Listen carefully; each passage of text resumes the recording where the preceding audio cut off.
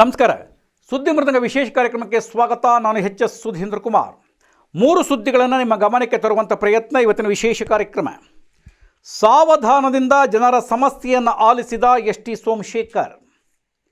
ಮಹಿಳಾ ಸ್ವಾವಲಂಬನೆಗೆ ಎಸ್.ಟಿ. ಸೋಮಶೇಖರ್ ಬದ್ಧ. ಶಿವಮಾದಯ್ಯ. ಯಲ್ಲಮ್ಮ ದೇವಿ ಸಲ್ಲಾಪುರದ ದೇವಿಯ 9ನೇ ವರ್ಷದ ವಾರ್ಷಿಕೋತ್ಸವ. ಈ 3 ಸುದ್ದಿಗಳನ್ನು ನಿಮ್ಮ ಗಮನಕ್ಕೆ ಕೊಡುವಂಥದ್ದು ಇವತ್ತಿನ ವಿಶೇಷ ಕಾರ್ಯಕ್ರಮ. ಯಶವಂತಪುರ ವಿಧಾನಸಭಾ ಕ್ಷೇತ್ರ ವ್ಯಾಪ್ತಿಯ ಕೋಡಿಪಾಳ್ಯದ ಸಮೀಪದಲ್ಲಿರತಕ್ಕಂಥ ಸುಣಕಲ್ ಪಾಳ್ಯದೊಳಗೆ ವಿವಿಧ ಕಾಮಗಾರಿಗಳಿಗೆ ಇವತ್ತು ಕ್ಷೇತ್ರದ ಶಾಸಕ ಮಾಜಿ ಸಹಕಾರ ಸಚಿವ ಎಸ್.ಟಿ. ಸೋಮಶೇಖರ್ ಭೂಮಿ ಪೂಜೆಯನ್ನು ನೆರವೇರಿಸಿದರು. ಭೂಮಿ ಪೂಜೆ ನೆರವೇರಿಸಿದ ನಂತರೊಳಗೆ ಆ ಭಾಗದಲ್ಲಿರ್ತಕ್ಕಂಥ ಅನೇಕ ಬಡಾವಣೆಗಳವರು ಅವರ ಜೊತೆಯೊಳಗೆ ಒಂದಷ್ಟು ಕುಂದು ಕೊರತೆಗಳ ಬಗ್ಗೆ ಚರ್ಚೆಯನ್ನು ಮಾಡಿದರು. ಒಂದು 20 ನಿಮಿಷ ಕುಂದು ಕೊರತೆಗಳ ಬಗ್ಗೆ ಚರ್ಚೆ ಆಗಬಹುದು ಏನಂತಿದೆ. ಸರಿಸುಮಾರು 2 ಗಂಟೆಗೂ ಹೆಚ್ಚು ಕಾಲ ಕುಂದು ಕೊರತೆಗಳ ಬಗ್ಗೆ ಚರ್ಚೆಯನ್ನು ಮಾಡಲಾಯಿತು. ಅಲ್ಲಿದ್ದಂಥ ಅನೇಕರು ಬಹಳ ವರ್ಷಗಳಿಂದಲ್ಲಿದ್ದೇವೆ, ನಮಗೆ ಈ ಸಮಸ್ಯೆ ಇದೆ, ಆ ಸಮಸ್ಯೆ ಇದೆ ಅಂಥೇಳಿ ವಿದ್ಯುತ್ ಸಮಸ್ಯೆಗಳು, ಕಸದ ಸಮಸ್ಯೆಗಳು, ರಸ್ತೆಯ ಸಮಸ್ಯೆಗಳು, ಫುಟ್ಪಾತಿನ ಸಮಸ್ಯೆಗಳು, ರಕ್ಷಣೆಯ ಸಮಸ್ಯೆಗಳು ಕುರಿತಂತೆ ಅನೇಕ ಸಮಸ್ಯೆಗಳನ್ನು ಒಬ್ಬೊಬ್ಬರೇ ಮನವರಿಕೆ ಮಾಡಿಕೊಡೋ ಪ್ರಯತ್ನವನ್ನು ಮಾಡಿದರು. ಅದಕ್ಕೆ ಎಸ್.ಟಿ. ಸೋಮಶೇಖರ್ ಅವರು ಬಹಳ ಸಾವಧಾನದಿಂದ ಆ ಪ್ರಶ್ನೆಗಳನ್ನು ಕೇಳಿಸ್ಕೊಳ್ತಾ ಇದ್ರು.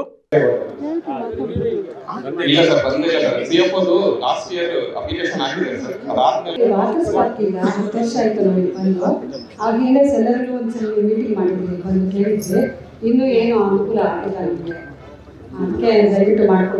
ಸರ್. ಏನಂದ್ರೆ ಇಲ್ಲಿ ಸ್ವಲ್ಪ ಕ್ಲೀನಿಂಗ್ ಇದಲ್ಲ sir. Concept city green view layout ಅಂತ ಇದೆ. ಆದರೆ ಎವ್ರಿ ಫುಟ್ಪಾತ್ ಆಗಲಿ, ನೀವು ಸುಂಕಲ್ಪಾಳ್ಯ ಬಸ್ ಸ್ಟಾಪ್ ನೋಡಿ, 1-2 ಮೂಟೆ ಅಷ್ಟು ಎಲೆ ಇದೆ. ಸೊ ಮಕ್ಕಳು ಇಲ್ಲಿ ಕಂಪ್ಲೀಟ್ ಮೇನ್ ರೋಡ್ ಸಾವಿರಾರು ಗಾಡಿಗಳು ಓಡಾಡುತ್ತೆ. ರಾತ್ರಿ ಹೊತ್ತು ಸ್ಟ್ರೀಟ್ ಲೈಟ್ ಇಲ್ಲ, ಒಂದೇ ಒಂದು ಸ್ಟ್ರೀಟ್ ಲೈಟ್ ಸಹ ಇಲ್ಲ. ಗಾಡಿ ಸಂಚಾರ ಮಾಡೋದಕ್ಕೂ ತೊಂದರೆ. ಗಾಡಿ ಸಿಮೆಂಟ್ ಕಾಂಕ್ರೀಟ್ ಮಿಕ್ಸ್ ಮಾಡ್ಕೊಳ್ತಾರಲ್ಲ, ಅವರುಗಳು ಓವರ್ ರೋಡ್ ಮಾಡ್ಕೊಂಡ್ಬರ್ತಾರೆ. ಓವರ್ ರೋಡ್ ಮಾಡ್ಕೊಂಡು ಬಂದಾಗ ಇದು ಕೊಡಿಪಾಳ್ಯ ರೋಡ್ ಕ್ರಾಸ್ ಮಾಡ್ತಾರೆ. ಅದು ಸುತ್ತಾತ್ಪಾಳ್ಯ ಅಂತ ಹಂಗೆ ಆಗ್ತದೆ. ಟ್ರಾಫಿಕ್ ಜಾಮ್ ಆಗುತ್ತೆ ಅಂದ್ರೆ ಇಲ್ಲಿಂದನೇ ಜಾಮ್ ಆಗುತ್ತೆ. ಕ್ರಾಸ್ ಹೋಗಕ್ಕಾಗಲ್ಲ. ಸಿಕ್ಕಾಪಟ್ಟೆ ಟ್ರಾಫಿಕ್, 1 ಕಿಲೋಮೀಟರ್ ಹೆಚ್ಚು ಇರುತ್ತೆ.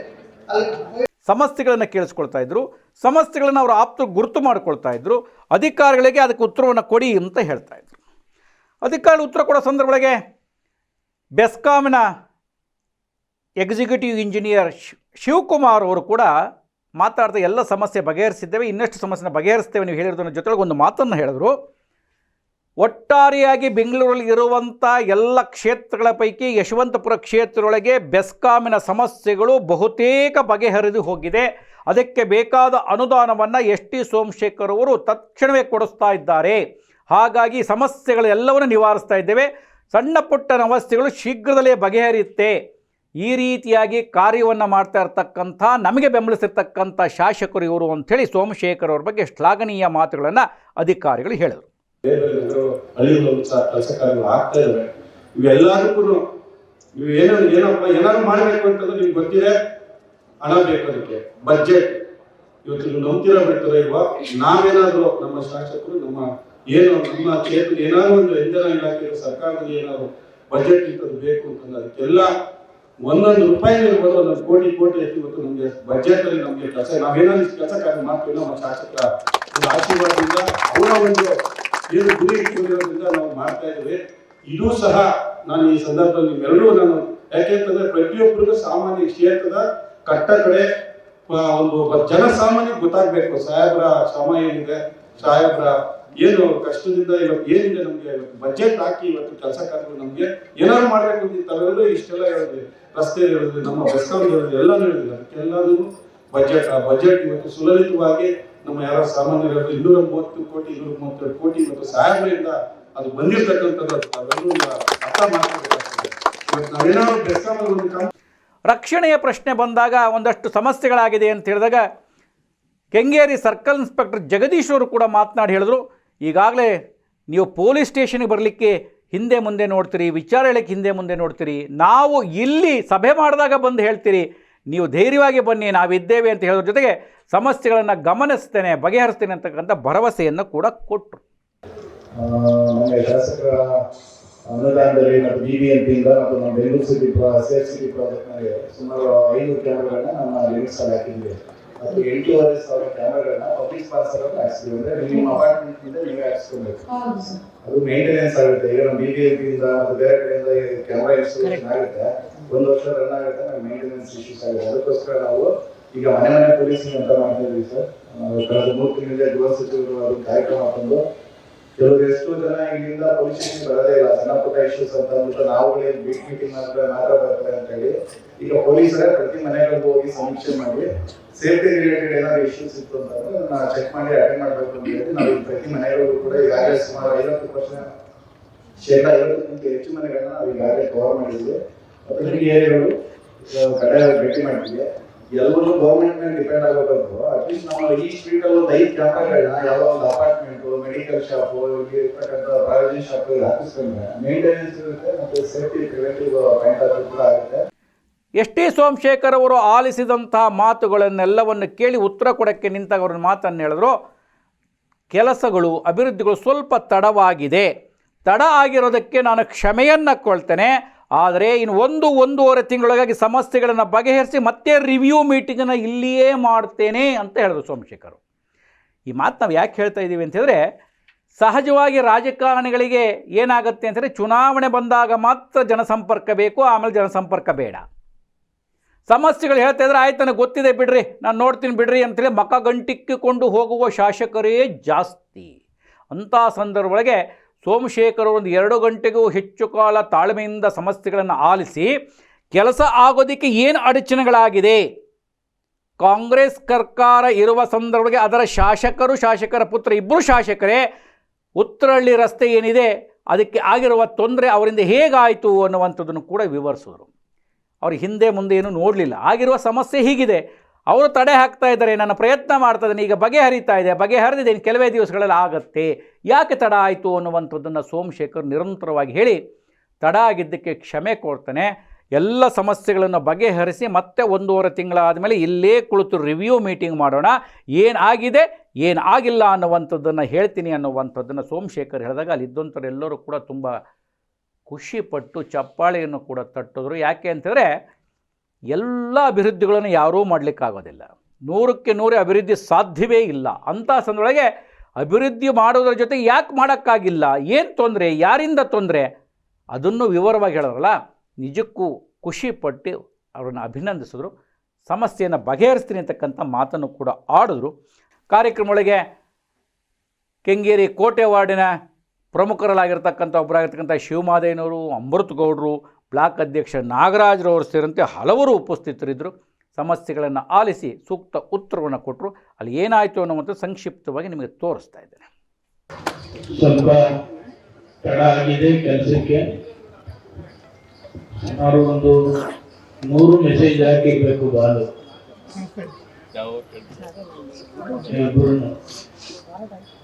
ಎಲ್ಲಾರ ಬೇರೆ ಕಡೆ ಯಾವ ಕೆಲಸ ಆಗಿದೆ ಅಂತಂದ್ರೆ ಅದಕ್ಕೆ ಅಪ್ರಿಷಿಯೇಟ್ ಮಾಡೋದು.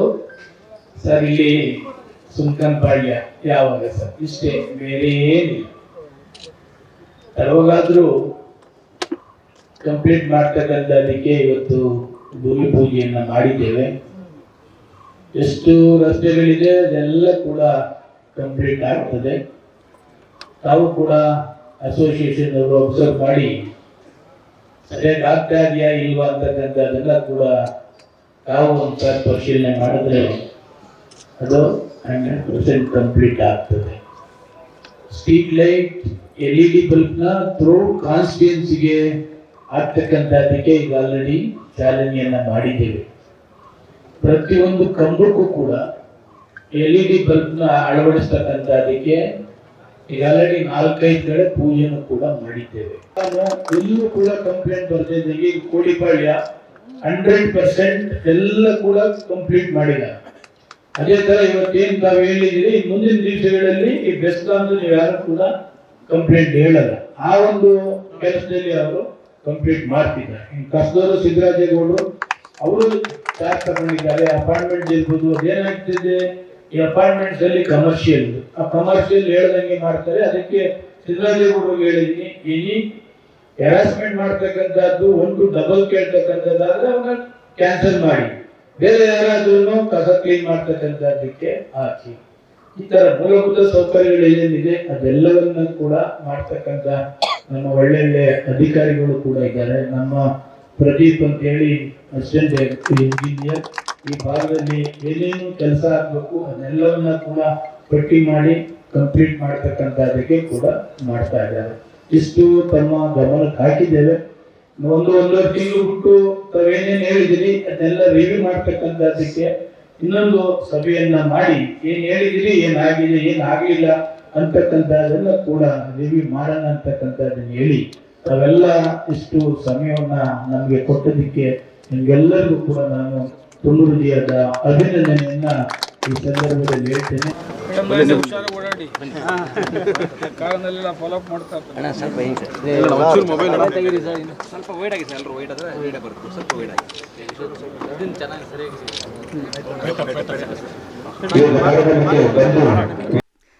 ಎರಡನೆಯ ಸುದ್ದಿಗೆ ಹೋಗೋದಾದರೆ, ಮಹಿಳಾ ಸ್ವಾವಲಂಬನೆಗೆ ಎಸ್ ಟಿ ಸೋಮಶೇಖರ್ ಕಟಿಬದ್ಧರಾಗಿದ್ದಾರೆ.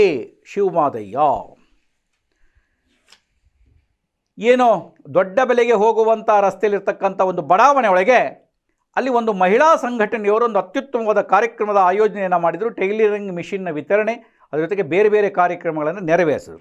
ಕಾರ್ಯಕ್ರಮವನ್ನು ಕೆಂಗೇರಿ ಕೋಟೆ ಭಾಗದ ಮಹಿಳಾ ಮುಖಂಡರಾಗಿರ್ತಕ್ಕಂಥ ಪಾರ್ವತಿಯವರ ನೇತೃತ್ವದೊಳಗೆ ಕಾರ್ಯಕ್ರಮ ನೆರವೇರಿತು. ಕಾರ್ಯಕ್ರಮದೊಳಗೆ ಉದ್ಘಾಟನೆ ಮಾಡಿದ ನಂತರದೊಳಗೆ ಆರಂಭದಲ್ಲಿ ಮಾತನಾಡಿದಂಥ ಶಿವಮಾದಯ್ಯನವರು ಒಂದು ಮಾತನ್ನು ಹೇಳಿದರು. ಎಸ್ ಟಿ ಸೋಮಶೇಖರ್ ಅವರು ಮಹಿಳೆಯರು ಸ್ವಾವಲಂಬಿಗಳಾಗಬೇಕು, ತಮ್ಮ ಕಾಲ ಮೇಲೆ ತಾವು ನಿಂತುಕೊಳ್ಳಬೇಕು, ತಮ್ಮ ಕುಟುಂಬವನ್ನು ತಾವು ನಿರ್ವಹಣೆ ಮಾಡುವಂಥ ಶಕ್ತಿ ಬರಬೇಕು ಅನ್ನೋ ದೃಷ್ಟಿಯಿಂದ ಸಾಕಷ್ಟು ಪ್ರಮಾಣದ ಉತ್ತಮ ಕಾರ್ಯಗಳನ್ನು ನೆರವೇರಿಸ್ತಾ ಇದ್ದಾರೆ. ಅನೇಕ ಸಂಘಗಳಿಗೆ, ಸ್ತ್ರೀ ಶಕ್ತಿ ಸಂಘಗಳಿಗೆ ಸ್ವತಃ ಸ್ವಯಂ 5,000 ಸಾವಿರಗಳನ್ನು ಕೊಡುವುದರ ಮೂಲಕವಾಗಿ ಶಕ್ತಿಶಾಲಿಯನ್ನು ಮಾಡುವಂಥ ಕೆಲಸವನ್ನು ಸೋಮಶೇಖರ್ ಅವರು ಮಾಡ್ತಾ ಇದ್ದಾರೆ ಅನ್ನುವಂಥ ಮಾತನ್ನು ಕೂಡ ಆಡಿದ್ರು. ಅವ್ರು ಏನು ಹೇಳಿದ್ರು ಅಂತ ನಿಮ್ಮ ಗಮನಕ್ಕೆ ಕೊಡ್ತಾ ಇದ್ದಾನೆ.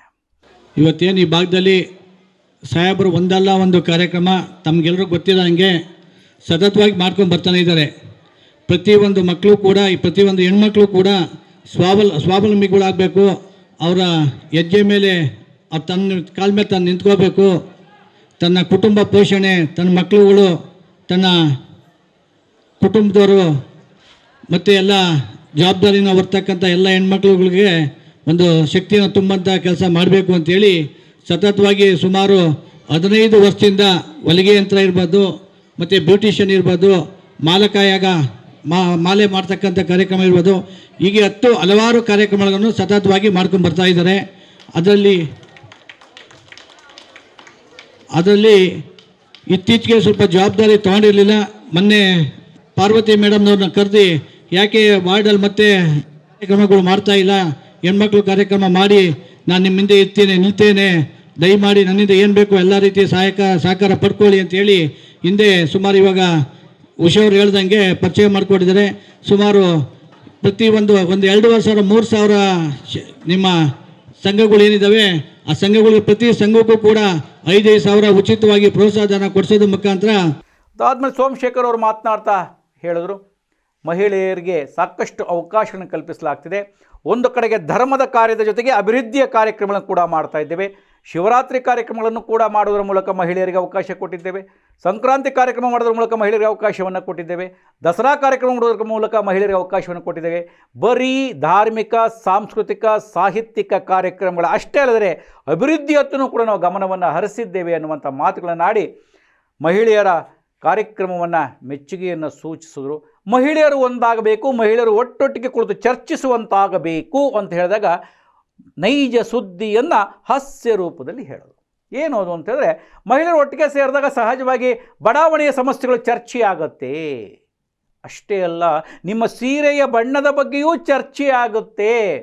ಆ ಕಲರ್ ಚಂದ, ಈ ಕಲರ್ ಚಂದ, ಅದು ಸರಿಯಿಲ್ಲ ಅಂತ ಚರ್ಚೆ ಆಗೋದ್ರ ಜೊತೆಗೆ ಹಳ್ಳಿಯಿಂದ ದಿಲ್ಲಿಯವರೆಗೆ ಚರ್ಚೆಯನ್ನು ಮಾಡುವಂಥ ಮಹಿಳೆಯರು ಒಟ್ಟಿಗೆ ಸೇರಿದಾಗ ಅಭಿವೃದ್ಧಿ ಸಾಧ್ಯ ಅನ್ನುವಂಥ ಮಾತನ್ನು ಕೂಡ ಹೇಳಿದರು. ಅಲ್ಲೂ ಕೂಡ ಕಾರ್ಯಕ್ರಮಗಳಿಗೆ ಶಿವಮಾದಯ್ಯನವರು ಮಾತನಾಡಿದ್ದಲ್ಲದೆ ಶ್ರೀನಾಥು, ರಾಮಚಂದ್ರ, ನಾಗರಾಜು, ಅಮೃತ್ ಗೌಡ ಅನೇಕರು ಉಪಸ್ಥಿತರಿದ್ದರು. ಪಾರ್ವತಿಯವರ ಕಾರ್ಯವನ್ನು ಸೋಮಶೇಖರ್ ಅವರು ಅಭಿನಂದಿಸಿದರು. ಒಬ್ಬ ಯೋಗಪಟುವೂ ಹೌದು, ಅದೇ ರೀತಿ ಸಮಾಜ ಸೇವಕಿಯೂ ಹೌದು, ಶಿಕ್ಷಕಿಯೂ ಹೌದು, ಸಂಘಟಕಿಯೂ ಹೌದು. ಹಾಗಾಗಿ ಪಾರ್ವತಿಯವರ ಕಾರ್ಯ ನಿಜಕ್ಕೂ ಶ್ಲಾಘನೀಯ ಅಂತ ಹೇಳಿದ್ರು. ಅಲ್ಲಿ ಏನಾಯಿತು ಅನ್ನುವಂಥದ್ದು ಒಂದು ಸಣ್ಣ ವರದಿ ನಿಮ್ಮ ಗಮನಕ್ಕೆ. ಕ್ಷೇತ್ರದಲ್ಲಿ ಸುಮಾರು ವರ್ಷದಿಂದ ಮಹಿಳೆಯರಿಗೆ ಅನೇಕ ಕಾರ್ಯಕ್ರಮಗಳನ್ನು ಮಾಡಿಕೊಂಡು ಬರ್ತಾ ಇದ್ದೇವೆ. ಟೈಲರಿಂಗ್ ಇರ್ಬೋದು, ಆಭರಣದ್ದಿರ್ಬೋದು, ಸೀರೆಗಳಿಗೆ ಕುಚ್ಚಾಕ್ತಕ್ಕಂಥದ್ದು ಇರ್ಬೋದು, ಬ್ಯೂಟಿಷಿಯನ್ ಇರ್ಬೋದು. ಉದ್ದಕ್ಕೂ ನಮ್ಮ ಯಶವಂತಪುರ ಕ್ಷೇತ್ರದಲ್ಲಿ ಸುಮಾರು 7-8 ಕಾರ್ಯಕ್ರಮಗಳು ಸುಮಾರು ವರ್ಷದಿಂದ ನಡ್ಕೊಂಡು ಬರ್ತಾ ಇದೆ. ಅದೊಂದೇ ಅಲ್ಲ, ಸಂಕ್ರಾಂತಿ ಹಬ್ಬನೂ ಕೂಡ ಮಹಿಳೆಯರು ನಮ್ಮಲ್ಲಿ ಬಹಳ ಅದ್ಧೂರಿಯಾಗಿ ಆಚರಣೆಯನ್ನು ಮಾಡ್ತಾರೆ. ಶಿವರಾತ್ರಿ ಹಬ್ಬನೂ ಕೂಡ ಬಹಳಷ್ಟು ಅದ್ಧೂರಿಯಾಗಿ ಪಾರ್ವತಿ ಕೆಲಸ ಮಾಡ್ತಕ್ಕಂಥದ್ದಕ್ಕೆ ಈಗ ಚಾಲನೆಯನ್ನೇ ಕೊಟ್ಟಿದ್ದಾಳೆ. ಮುಂಚೆನೂ ಕೊಟ್ಟಿದ್ರು, ಸ್ವಲ್ಪ ಗ್ಯಾಪ್ ಆಗಿತ್ತು, ಈಗ ಚಾಲನೆ ಕೊಟ್ಟಿದ್ದಾರೆ. ಪಾರ್ವತಿ ಯೋಗ ಪಟುನು ಕೂಡ. ಏನು ನೇತ್ರಾವತಿ ಕರೆಕ್ಟಾ? ಏನೋ ತಪ್ಪಿದ್ರೆ ನೀನು ಕ್ಲಾರಿಫೈ ಮಾಡಿ. ಯಾಕೆ ಯೋಗ ಅಲ್ಲದೇ ಟೀಚಿಂಗು ಕೂಡ ಮಾಡ್ತಾರೆ. ಯೋಗ ಒಂದು ಕಡೆ, ಟೀಚಿಂಗ್ ಒಂದು ಕಡೆ, ಟೈಲರಿಂಗ್ ಒಂದು ಕಡೆ, ಸಮಾಜ ಸೇವೆ ಒಂದು ಕಡೆ, ಜೊತೆಗೆ ಮೂಲಭೂತ ಸೌಕರ್ಯ ಕೊಡ್ತಕ್ಕಂಥದ್ದಕ್ಕೆ ಒಂದು ಕಡೆ. She is A very active. ನಮ್ಮ ಕ್ಷೇತ್ರದಲ್ಲಿ ಎಲ್ಲ ಮಹಿಳೆಯರನ್ನ ಒಗ್ಗೂಡಿಸಿ ಹಿಂಗೆ ಅನೇಕ ಕಾರ್ಯಕ್ರಮಗಳನ್ನು ಅವ್ರಿಗೆ ಮಾಡಿಕೊಡ್ತಕ್ಕಂಥದ್ರಲ್ಲಿ ಈ ಭಾಗದಲ್ಲಿ ಮೊದಲನೇರಿದ್ದಾರೆ. ನೋಡಿದೆ, ಭಾಳ ಸಂತೋಷ. ಈ ಕಾರ್ಯಕ್ರಮ ಯಾತಕ್ಕೆ ಮಾಡಬೇಕು ಅಂತಂದರೆ ಅನೇಕ ಮಹಿಳೆಯರು ಒಂದು ಕಡೆ ಸೇರ್ತಕ್ಕಂಥದ್ದಕ್ಕೆ ಅವಕಾಶ ಆಗ್ತದೆ. ಒಬ್ರಿಗೊಬ್ರು ಸೇರಿದ್ರೆ ನಿಮ್ಮ ಬಡಾವಣೆದು ಚರ್ಚೆ ಆಗ್ತದೆ, ನಿಮ್ಮ ಸೀರೆ ಕಲರು ಚರ್ಚೆ ಆಗ್ತದೆ, ನಿಮ್ದೆಲ್ಲದ ಚರ್ಚೆ ಆಗ್ತದೆ, ಟೂರ್ದು ಚರ್ಚೆ ಆಗ್ತದೆ. ಇಂಥ ಬೆಂಗಳೂರಿಂದ ಡೆಲ್ಲಿಯ ತನಕ ಏನೇನು ಸಬ್ಜೆಕ್ಟ್ಗಳಿದೆ ಅದೆಲ್ಲ ಸಬ್ಜೆಕ್ಟು ಕೂಡ ಇಲ್ಲಿ ಚರ್ಚೆ ಆಗ್ತದೆ.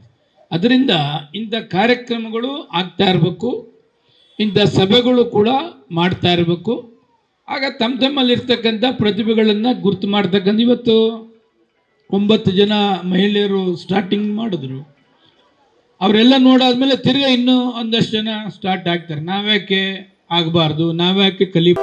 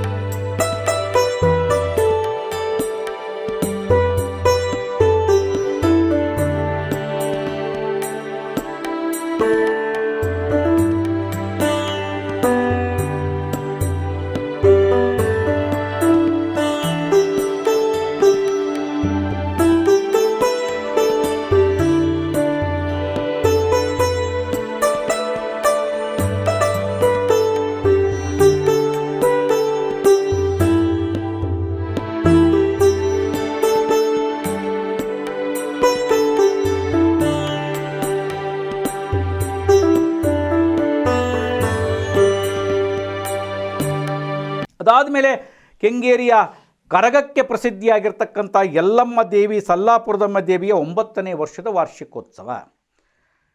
ಯಲ್ಲಮ್ಮ ದೇವಿ ಮತ್ತು ಸಲ್ಲಾಪುರದಮ್ಮ ದೇವಿ ದೇವಸ್ಥಾನ ನವೀಕರಣಗೊಂಡು ಜೀರ್ಣೋದ್ಧಾರಗೊಂಡು 9 ವರ್ಷಗಳಾಯಿತು. ಆ 9ನೇ ವರ್ಷದ ವಾರ್ಷಿಕೋತ್ಸವವನ್ನು ಅತ್ಯಂತ ಶ್ರದ್ಧಾಭಕ್ತಿಯಿಂದ ನೆರವೇರಿಸಲಾಯಿತು. ಬೆಳಗ್ಗೆಯಿಂದ ಸಂಜೆಯವರೆಗೆ ವಿವಿಧ ಕಾರ್ಯಕ್ರಮಗಳು ನೆರವೇರಿದಂಥದ್ದು. ದೇವಿಗೆ ಅಭಿಷೇಕದಿಂದ ಹಿಡಿದು ಪುಣ್ಯಾವದಿಂದ ಹಿಡಿದು ಚಂಡಿ ಹೋಮದವರೆಗೆ ನಡೆದಂಥ ವಿಶೇಷ ಕಾರ್ಯಕ್ರಮಗಳಿಗೆ ಯಶವಂತಪುರ ಕ್ಷೇತ್ರ ಶಾಸಕ ಮಾಜಿ ಸಹಕಾರ ಸಚಿವ ಎಸ್ ಟಿ ಸೋಮಶೇಖರ್ ಪಾಲ್ಗೊಂಡಿದ್ದರು. ಭಾರತೀಯ ಜನತಾ ಪಕ್ಷದ ರಾಜ್ಯ ರೈತ ಮೋರ್ಚಾದ ಉಪಾಧ್ಯಕ್ಷ ರುದ್ರೇಶ್ ಪಾಲ್ಗೊಂಡಿದ್ದರು. ಎಲ್ಲ ಪಕ್ಷಗಳ ಮುಖಂಡರು ಪಕ್ಷಾತೀತವಾಗಿ ಬಂದು ದೇವಿಯ ದರ್ಶನವನ್ನು ಪಡೆದು ಕೃತಾರ್ಥರಾದರು. ಕಾರ್ಯಕ್ರಮದ ನೇತೃತ್ವವನ್ನು ಏನು ಯಲ್ಲಮ್ಮ ದೇವಿ ಹಾಗೂ ಸಲ್ಲಾಪುರದಮ್ಮ ದೇವಿಯ ದೇವಸ್ಥಾನದ ಆಡಳಿತ ಮಂಡಳಿಯ ಅಧ್ಯಕ್ಷ ಆಗಿರ್ತಕ್ಕಂಥ ಮುನ್ರಾಜ್ ಅವರು, ಕೃಷ್ಣರವರು, ಜೆ ರಮೇಶ್ ಅವರು, ನಾಗರಾಜ್ರವರು, KY ಕೃಷ್ಣರವರು ಸೇರಿದಂತೆ ಹಲವರು ಉಪಸ್ಥಿತರಿದ್ದರು. ಶಾಂತರಾಜು ಕೂಡ ಉಪಸ್ಥಿತರಿದ್ದರು. ಎಲ್ಲರನ್ನು ಬರಮಾಡಿಕೊಂಡಂಥದ್ದು ಬೆಳಗ್ಗೆಯಿಂದ ಸಂಜೆವರೆಗಿನ ಕಾರ್ಯಕ್ರಮ. ಮಧ್ಯಾಹ್ನ ಪ್ರಸಾದದ ವ್ಯವಸ್ಥೆ ಅತ್ಯಂತ ಅರ್ಥಪೂರ್ಣವಾಗಿ ನೆರವೇರಿದಂಥದ್ದು. ಆ ಕಾರ್ಯಕ್ರಮದ ವರದಿಯನ್ನು ಕೂಡ ನಿಮ್ಮ ಗಮನಕ್ಕೆ ತರ್ತಾ ಇದ್ದೇನೆ. 3 ಸುದ್ದಿಗಳನ್ನು ನಿಮ್ಮ ಗಮನಕ್ಕೆ ಕೊಟ್ಟಿದ್ದೇನೆ. ಮತ್ತೆ ವಿಶೇಷ ಸುದ್ದಿ, ವಿಶೇಷ ಮಾಹಿತಿಯನ್ನು ಹೊತ್ತು ಬರ್ತೇನೆ. ನಮಸ್ಕಾರ.